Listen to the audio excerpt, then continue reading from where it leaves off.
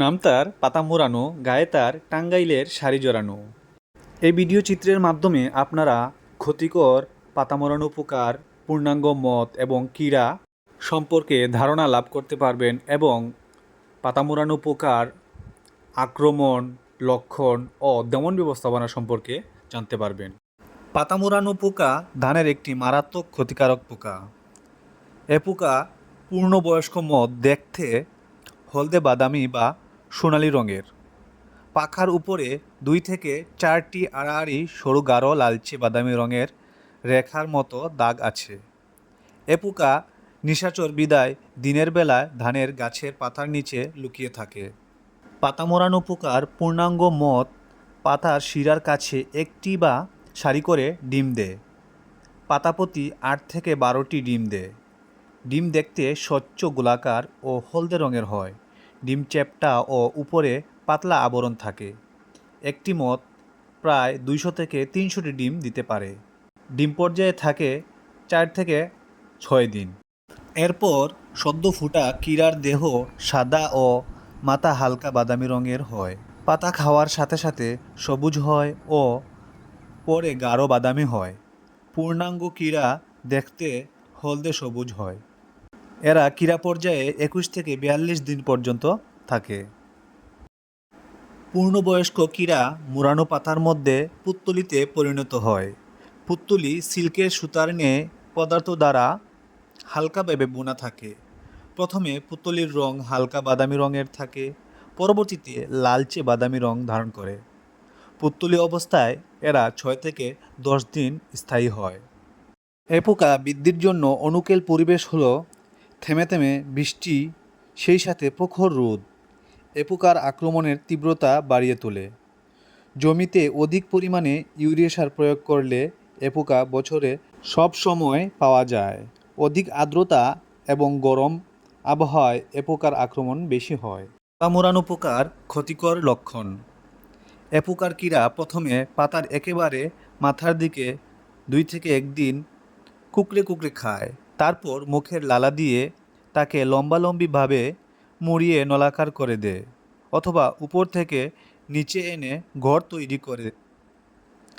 কীড়া এক পাতা থেকে অন্য পাতায় যেতে পারে। এভাবে একটি কীড়া 1 থেকে 3টি পাতা আক্রমণ করতে পারে। এরা পাতা খাওয়ার ফলে পাতায় সাদা সাদা দাগ পড়ে। আক্রমণ খুব বেশি হলে পাতা পুড়ে যাওয়ার মতো দেখা যায়। ধানের থোর আসার সময় এ পোকার আক্রমণ হলে ধানের চিটা বেশি হয় ও ফলন কমে যায়। সাধারণত ডিগ পাতা বেশি আক্রমণ করে। বেশি আক্রমণ হলে 30 থেকে 40% ফলন কমতে পারে। এ পোকার কয়েকটি বিকল্প পোষক অর্থাৎ ধান ছাড়াও যেসব গাছে এ পোকা বংশবিস্তার করতে পারে, যেমন আড়াইল ঘাস, সেমা ঘাস, গম, ভুট্টা ইত্যাদি। এ পোকার প্রধান শত্রু হল শালিক পাখি, মাকড়সা, লম্বাসুর ঘাস ফড়িং, ক্যারাবিট বিটল, ড্যামসেল ফ্লাই, স্টেফাইলিনিড বিটল ইত্যাদি। যদি আমরা এ পোকা জৈবিক পদ্ধতিতে দমন করতে চাই তাহলে সম্মিলিতভাবে সন্ধ্যার সময় মূল জমি থেকে 100 ফিট দূরে আলোর ফাঁদের ব্যবস্থা করতে হবে। এই আলোক ফাঁদের সাহায্যে পূর্ণাঙ্গ মদ আলোর ফাঁদে পড়ে আটকে মারা যেতে পারে।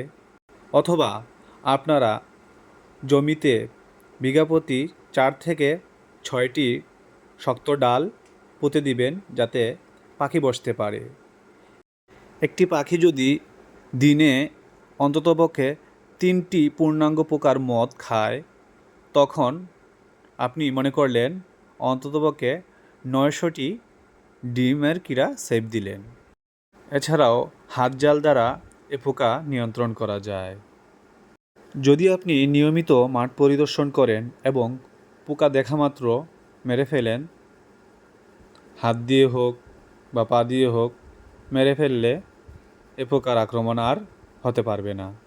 যখন আক্রমণের মাত্রা 15 থেকে 20% বা 25%-এর উপরে চলে যাবে, তখন আর আপনি দেরি না করে রাসায়নিক কীটনাশক ব্যবহার করবেন, যেমন ক্লোরান্টা নিলিপ্রোল প্লাস থাইমোথাক্সাম গ্রুপের কীটনাশক, যেমন ভিরতাকু, স্পেনোসাইড গ্রুপের কীটনাশক যেমন সাকসেস, কার্বারিল গ্রুপের কীটনাশক যেমন সেবিন, ক্লোরোপাইরিফস গ্রুপের কীটনাশক যেমন ডাসবান ইত্যাদি কীটনাশক প্যাকেটের প্রয়োগমাত্রা দেখে ব্যবহার করুন।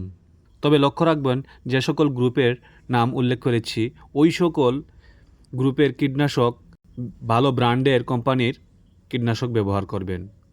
অত্যন্ত গুরুত্ব সহকারে লক্ষ্য রাখবেন যেন বিঘা প্রতি 60 লিটার পানি ব্যবহার হয় এবং কীটনাশকটি বিকালবেলা স্প্রে করা হয়। আপনি যদি আমার চ্যানেলটি সাবস্ক্রাইব করে থাকেন তাহলে ধন্যবাদ, আর যদি এখনও চ্যানেলটি সাবস্ক্রাইব করে না থাকেন তাহলে দ্রুত চ্যানেলটি সাবস্ক্রাইব করুন।